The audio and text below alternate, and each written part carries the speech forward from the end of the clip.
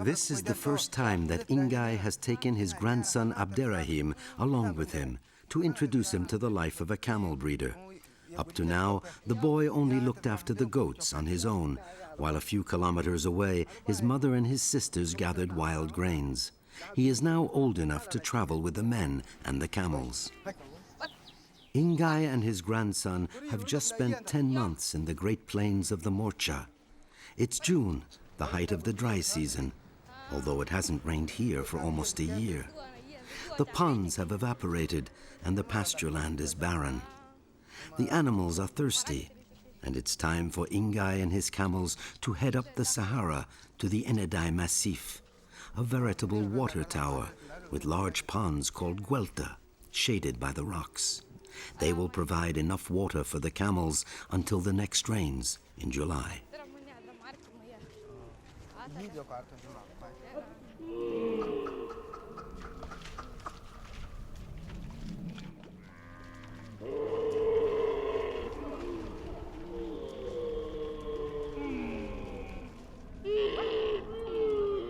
The Bidayat nomads of the Ennedi live to the rhythm of the camels.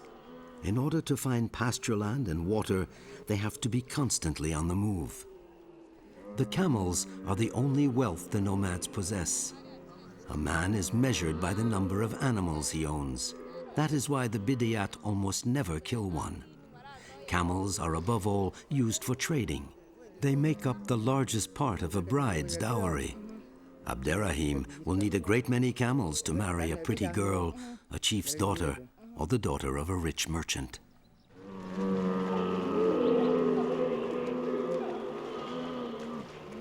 When water is scarce, cohabitation between different herds is not always easy. Occasionally, there are even fights. Fortunately, there is water for everyone in the Arche canyons. They contain the biggest guelta in the Ennedi massif. All the Bidayat know this, and the longer the dry season lasts, the greater the number of camels that come to drink in the Arche.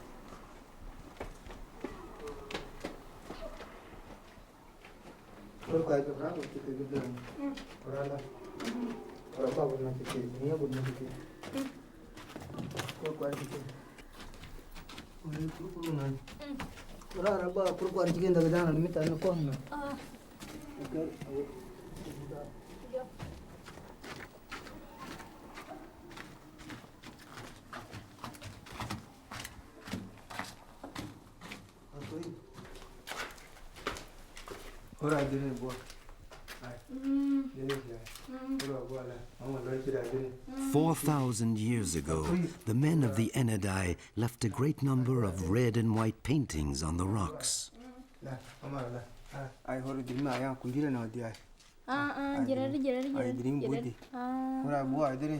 Abderahim discovers these images bearing witness to the life of his distant ancestors.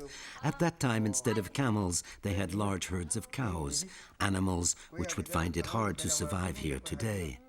They lived in large huts and filled their attics with millet, which today exists only further south. Then, little by little, the rains diminished, the rivers dried up, the trees died, and only desert remained. The cows died off, and the camel appeared. As early as 2,000 years ago, the men of the Ennedi were already grooming their camels. The men have rounded heads, perhaps because they wear turbans. The women seem to be dancing. Today, the caves containing the paintings are sometimes used for storage. The nomads leave their things inside. Tents made of dried palm leaves, receptacles of all kinds made of straw, leather, or metal. They are placed here to shelter them from the rain, and so that they are protected by the spirit of the cave. Nobody even thinks of stealing them.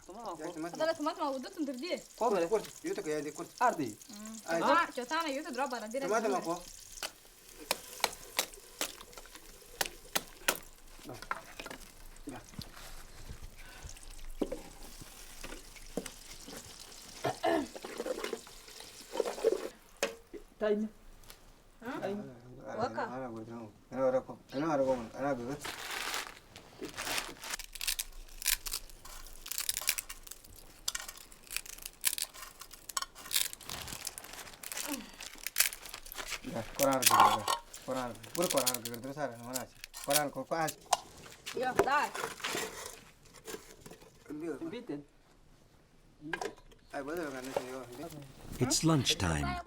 On the menu, spaghetti, imported from Libya, like most products sold in the Ennedi market.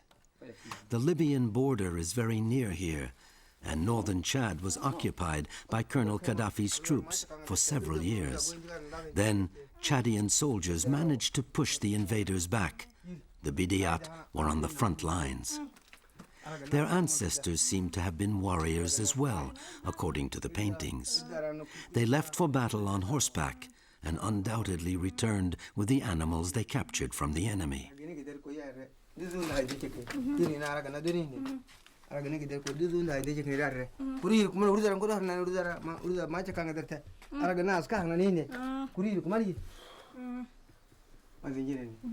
July 1957.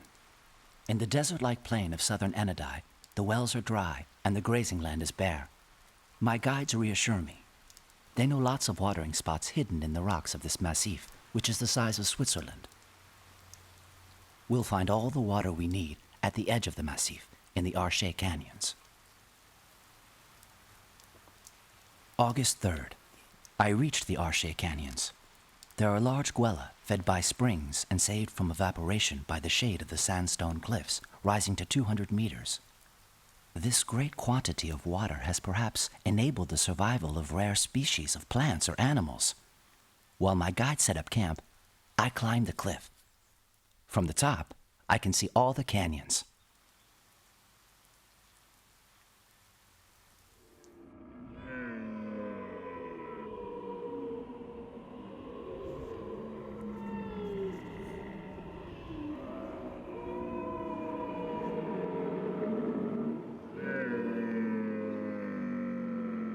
Suddenly, I see them motionless on the sandbanks. Crocodiles. Crocodiles in the Sahara. That's impossible. They must have survived, separated from the rest of their species by thousands of kilometers and thousands of years. The Arche canyons are undoubtedly their last refuge, as well as their prison.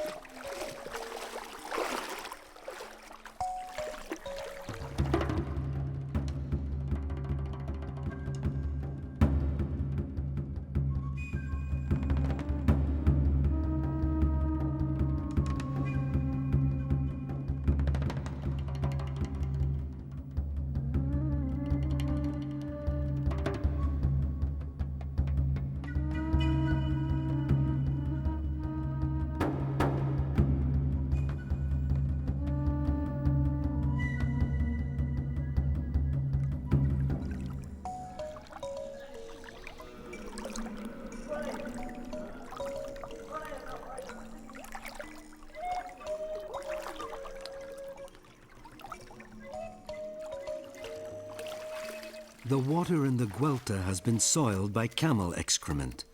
To find drinkable water, Abderahim has to reach the springs which are upstream.